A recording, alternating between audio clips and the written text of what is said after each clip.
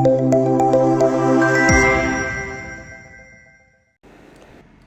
everyone, BMD College of Education presents today's lecture and the topic is Vedic system of education. So let's start. Yes, education in Vedic age. It was for holistic development, means सर्वांगीण विकास. एक area में ना होके सारी areas में development हो बच्चे का, उस पर बेस था.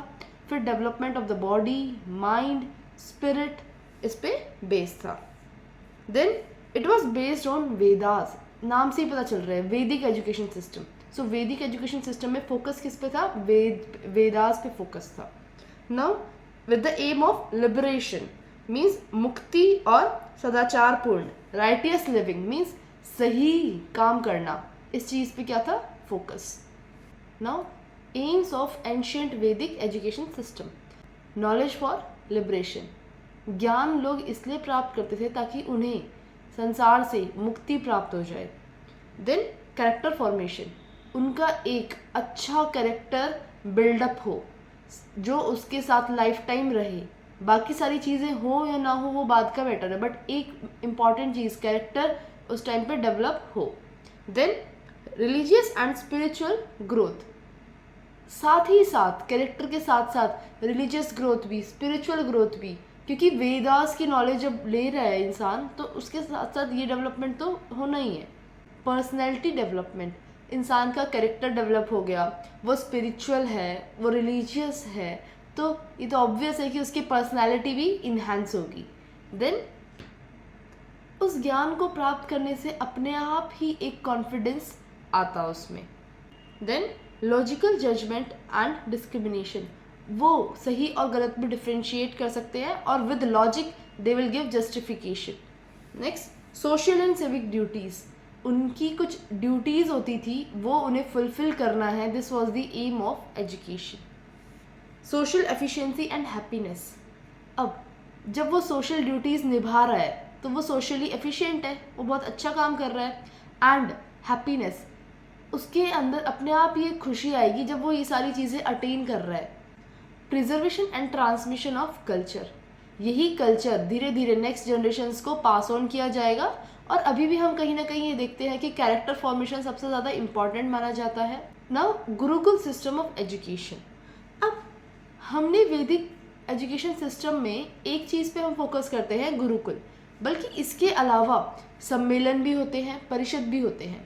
अब गुरुकुल तो वो होता है जिसमें गुरु अपने घर में बच्चे को नॉलेज प्रोवाइड कर रहा है, ये सारी चीज़ों का डेवलपमेंट बच्चे का हो रहा है.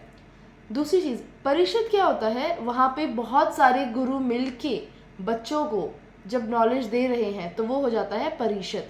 इसमें जैसे आज के टाइम पे यूनिवर्सिटीज़ है, वैसे ही उस टाइम पे क्या होता था? परिषद, जहाँ पे बहुत सारे गुरु मिल के नॉलेज दे रहे हैं. देन सम्मेलन. अब पुराने टाइम में राजा महाराजा होते थे, वो अपने कोर्ट में प्रोग्राम्स रखते थे, सम्मेलन रखते थे. वहाँ पे लोग, बच्चे अपनी नॉलेज प्रेजेंट कर सकते थे डिबेट के थ्रू और काफ़ी सारी एक्टिविटीज़ के थ्रू. अब गुरुकुल सिस्टम ऑफ एजुकेशन में क्या चीज़ें? Students live with guru like a family. वो वहीं पे रहते थे हमेशा, like a family. Then education was free. कोई भी उसका अमाउंट नहीं था. इक्वल एंड सिंपल, सबके लिए बराबर था. Guru taught knowledge, discipline, values and daily duties to the disciples.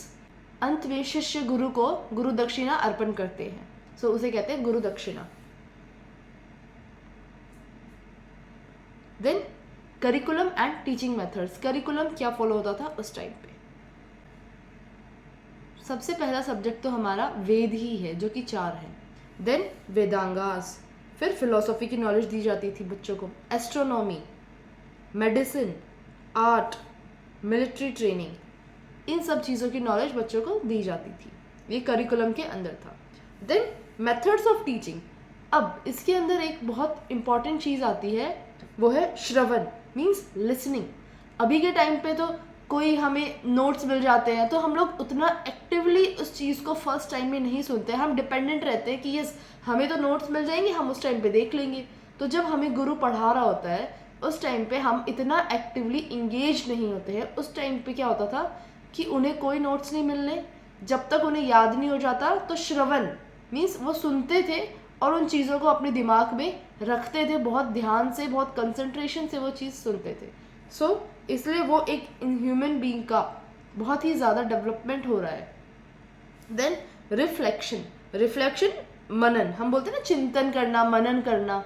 बच्चा अपने दिमाग में एनालाइज करेगा तो उस चीज़ को क्या बोलेंगे, रिफ्लेक्शन, सोचेगा कि ये चीज़ ऐसे है, ठीक है। ये तो आज के टाइम में भी होता है।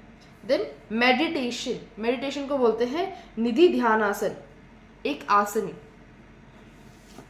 फिर debate and practice learning. Debate मैंने बताया था, सम्मेलन में डिबेट होती थी, और प्रैक्टिस देयर लर्निंग, उसी चीज़ को वो बार बार प्रैक्टिस करते थे जब तक उन्हें प्रॉपरली लर्न ना हो जाए। Then role of teacher and student. अब टीचर वहाँ पे क्या था, फिलोसोफर था, मोरल लीडर था। मोरल वैल्यूज कौन प्रोवाइड कर रहा है, गुरु ही प्रोवाइड कर रहा है। देन अफेक्शनेट गाइड, सारी डेली एक्टिविटीज को with love they used to guide that how you have to perform that task, वो काम कैसे करना है। स्टूडेंट वॉज डिसिप्लिन्ड थे वो, उन्हें बार बार किसी चीज़ के लिए, जैसे अभी बच्चों को बोलना पड़ता है, हम कहते हैं कि बच्चे कहना नहीं मान रहे, वो प्रॉब्लम्स उस टाइम पे नहीं थी। सो दे वर disciplined, celibacy, they practiced celibacy, brahmacharya. Then respectful and eager to learn, they were respectful towards their gurus and they were eager, उनमें उत्सुकता होती थी सीखने के लिए। कुछ ऐसे स्टूडेंट्स होते थे जो लाइफ टाइम अपना डिवोट कर देते थे फॉर द नॉलेज अटेनमेंट, और कुछ ऐसे होते थे कुछ साल पढ़ के अपनी नॉर्मल जो रूटीन है वो फॉलो करते थे, लाइफ के जो प्रोसेसेस है वो करते थे। देन फीमेल एजुकेशन इन वैदिक एज, उस टाइम पे भी फीमेल्स को इक्वल राइट मिलता था पढ़ाई करने के लिए इन द वैदिक पीरियड। अब इसमें कुछ पॉइंट्स हैं। 5 years का जब बच्चा हो जाता था तब उसकी विद्या आरंभ हो जाती थी। उसके पेरेंट्स, उसके ग्रैंड पेरेंट्स उसको घर में ही बेसिक चीज़ों की नॉलेज देते थे और उसे कहते थे Vidya Arambh at the age of 5। Women's के पास इक्वल राइट था वैदिक एज में, this is very clear. Then girls underwent Upanayan ceremony and studied the Vedas, they also studied the Vedas. Upanayan एक सेरेमनी होती है, उसके बाद में बच्चे का फॉर्मल एजुकेशन स्टार्ट हो जाता है। जब वो सेरेमनी हो जाती है उसके बाद में, इस सेरेमनी को हम सैक्रेड थ्रेड सेरेमनी भी बोलते हैं। अब इस सेरेमनी के लिए जो एज लिमिट है स्टार्टिंग वो अलग अलग थी।